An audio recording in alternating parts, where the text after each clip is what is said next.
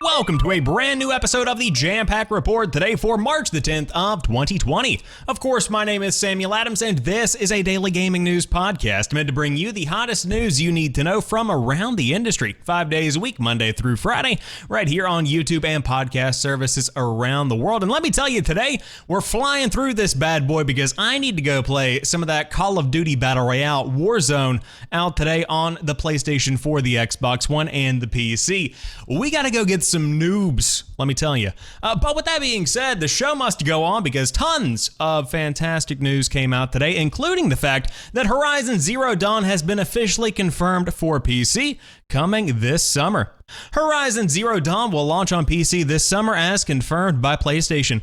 The news comes via PlayStation's Worldwide Studios president Herman Hulst speaking in an interview with the PlayStation blog. Hulst does not rule out more first-party games coming to PC, but says there are no plans to release PC versions of PlayStation games at the same time as their console counterparts. Horizon Zero Dawn launched on PS4 in March of 2017. Quote, I think it's important that we stay open to new ideas of how to introduce more people to PlayStation and show people maybe what they have been missing out on, he said. And to maybe put a few minds at ease, releasing one first-party AAA title to PC does not necessarily mean that every game will now come to PC. In my mind, Horizon Zero Dawn was just a great fit in this particular instance. We don't have plans for day and date PC releases, and we remain 100% committed to dedicated hardware, end quote. PlayStation's main competitor, Xbox, currently releases all of its first-party games on PC and offers a PC games subscription service. The firm has also released select titles on rival consoles, including Nintendo Switch. In an interview with the PlayStation blog, Hulse discusses what gamers can expect from future Worldwide Studios titles, and suggests that although the firm will be experimenting with new ideas, the focus remains on creating single-player story-driven titles that have proven to be very successful on the PlayStation 4. We are very committed to dedicated hardware as we were before, he stated. We're gonna continue to do that, and we are very committed to quality exclusives and to strong narrative-driven single-player games. At the same time, we are going to be very open to experimentation, to new ideas, just trying things out to see what works. I think that's also very much part of the DNA of Worldwide Studios, end quote. Former Guerrilla boss Herman Hulst took the role of president of Worldwide Studios in November of last year. It has been part of a reshuffle of development leadership across the business, with Nicholas Doucette now head of Japan Studio and Yumi Yang in charge of the Santa Monica Studio. Former Worldwide Studios head Shuhei Yoshida is now leading the PlayStation team that works with indie developers. Looks like things are shuffling up over there ahead of the PlayStation 5 release, which we have covered extensively on previous episodes of the show. Now, for those that have not been keeping up with the situation, this has been a long rumored piece of content that is going to be making its way to PC, and the Steam page is officially up now, just in case anybody out there was wondering if it will be going the Epic Game Store route. Oh no, they're going straight for the jugular with Steam. So, with PlayStation exclusives becoming, of course, multi-platform in terms of coming to PC, I personally feel like it's a good move. Now, there was a bit of a viral video that went around earlier today on Twitter that featured an individual throwing a PlayStation 4, apparently in rage about the fact that, of course, the game is now coming to PC. And to that I say, what's wrong with you? There is nothing wrong with more people getting access to any game, whether it be a good game or a bad game. Being able to get more players in to experience what a team of developers work very diligently and with passion to create is always going to be a benefit in my mind, and especially in the world of Horizon Zero Dawn, where the game already looked beautiful on the PlayStation 4, especially the Pro, to be able to take that foundation and flesh it out even more on PC with better textures, with higher frame rates, that is wonderful in my mind, and I think it's going to be a shining example of why you should be able to see games that are exclusive on the PlayStation come to other platforms. And this does not take away the value of the PlayStation. Again, I think that a lot of people get focused on the console wars, the us versus them kind of scenario, and they forget that if they're able to enjoy the game and the way that they're enjoying it, there's really no problem. In a sense, mind your own business. Ooh, did I say that? I'm feeling spicy today. But regardless, Horizon Zero Dawn officially coming out this summer to Steam if you did want to play the game on PC, although no official confirmed release date has been given yet. We do know, again, coming out summer of 2020. However, this is almost my headline story of the day. A new Tony Hawk Pro Skater is seemingly in the works according to a punk band. More evidence of a new Tony Hawk game in the series has popped up thanks to the band, The Death Set.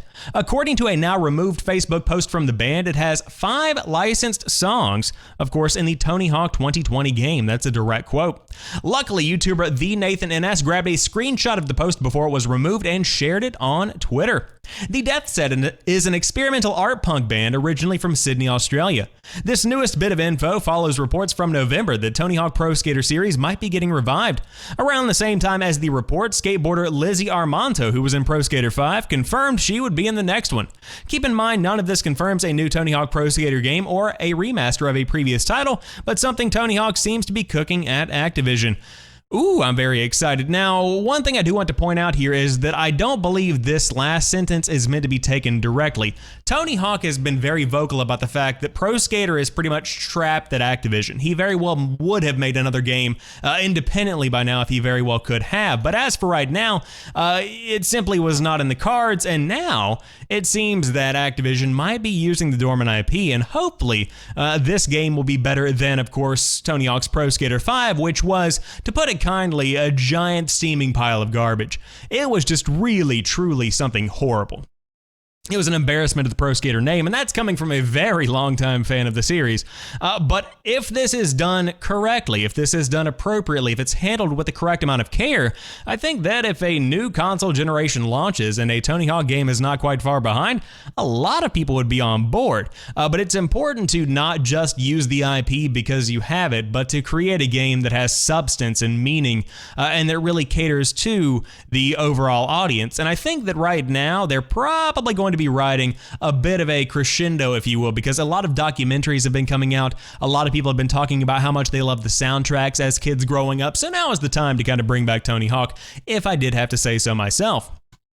Speaking of bringing games back from the dead, NFL and 2K are going to revive their partnership to make more football games, with the first potentially arriving in 2021. 2K is well known for its NBA, WWE, and PGA video games, but it has not made an NFL title, since 2004. That is about to change. Today, the NFL and 2K announced they have revived a partnership to produce new non-simulation football video games. The multi-year deal promises multiple titles, and the first could arrive in 2021. The partners have not shared specific game titles, developers, or financial terms, but 2K confirmed the projects are in, quote, early development. The NFL and 2K previously worked together on the NFL 2K franchise, which ran from 1999 to 2004, when Electronic Arts became the exclusive publisher of NFL simulation games, leading to the rise of Madden. EA still retains those rights, so 2K will have to work around that. It will most likely develop arcade-style games, think NBA 2K Playgrounds too. Quote, "We are thrilled to be back in business with the NFL in a partnership that will span multiple video games centered on fun, approachable, and social experiences," 2K President David Ismailer said in a statement. In a separate statement, EA assured fans that its Madden games are not going anywhere. EA said its agreements with the NFL and the NFL players associated remain unchanged. "Our commitment to NFL fans, which spans almost 30 years, has never been stronger, and we are having our biggest year yet," EA said in its statement. So, personally, I would love to see an arcade-style Madden game. Of course, you had NFL Blitz, I believe. It could have been Madden Blitz. Hold on, quick Google. Madden Blitz, PS3. Let's see. It was NFL Blitz. I was correct the first time. Look at that. But NFL Blitz was a fantastic arcade-based football game, like truly something that was a force to be reckoned with. I mean, really, I enjoyed it in a very big way. You can check out gameplay right here. It's not as official as the regular Madden game. It's very fast-paced. It's very kind of off the cuff. You kind of just select a play very quickly and run it, and you just try and have a fun time. That's ultimately what it is. Think the XFL is to the NFL as Blitz is to Madden. That's kind of the way that I see it. But a very fun game nonetheless. I enjoyed it deeply, and of course it was a budget title. But the big question here is, what are we going to be getting from the new partnership between 2K and the NFL? Hopefully some stuff that switches up the overall revenue flow of the football genre, and hopefully we see more than just Madden come out in 2021. But, of course, nothing against Madden. Fantastic game. Just really needs a bit of a facelift at this point. Seems to be the same game year after year. But, I mean, that's how it is every year, so nothing really new there. However, the Epic Game Store has wish lists now, just in case you wanted to make a list for your grandma, your friends, your family, your grandma. Hey, Grandma's getting in there. She's playing Fortnite. But there is one requested feature. High atop many people's wish list for Epic Game Store features is, well, a wish list. Aggregating games that interest you is a Steam staple, and a lot of folks have been aggravated they cannot do the same on Epic until now. Today, the Epic Game Store received wish list functionality. It will start bare bones right now. It's just a big old list of games you might eventually want to buy, but it serves its purpose in the simplest sense. Epic plans to iterate over time. First, there will be filtering and smart searching for items within the wish list, and further down the road, Epic will introduce email options whenever wishlisted games are on the sale or ready to pre-order. Baby steps for now. Again, I've cut Epic Games a lot of slack when it comes to the Epic Games Store. I've said, you need to give them time. Rome wasn't built in a day. Steam wasn't built in an hour. That kind of situation. Oh, I'm reaching my limit with this. You are just now getting wish list functionality. You've really, really got to do better than that. But regardless, it's here now, so I guess that's nice. But ultimately, you've really got to speed up this process. I mean, it's better to have products that launch in a functional kind of way than products that don't launch at all. But come on, it's been a long time, and it's just a wish list. But if you do want it, it's out right now. And to round out today's episode of the Jampack Report, GDC will stream panels and awards for free. Virtual presentations start March the 16th. Just because the in-person Game Developers Conference is canceled for 2020 does not mean you will be out of luck if you want to keep abreast of games industry news. GDC organizers are planning to stream free recorded versions of the talks that presenters had intended to deliver between the 16th and the 20th of March from 12 p.m. to 8 p.m. Eastern each day. You will also see the GDC Awards and the Independent Games Festival ceremonies on GDC's Twitch channel starting March 18th at 8 p.m. Eastern, while the Day of the Devs showcase from Double Fine and IM8bit will air at 7 p.m. A full schedule should be available on March the 13th.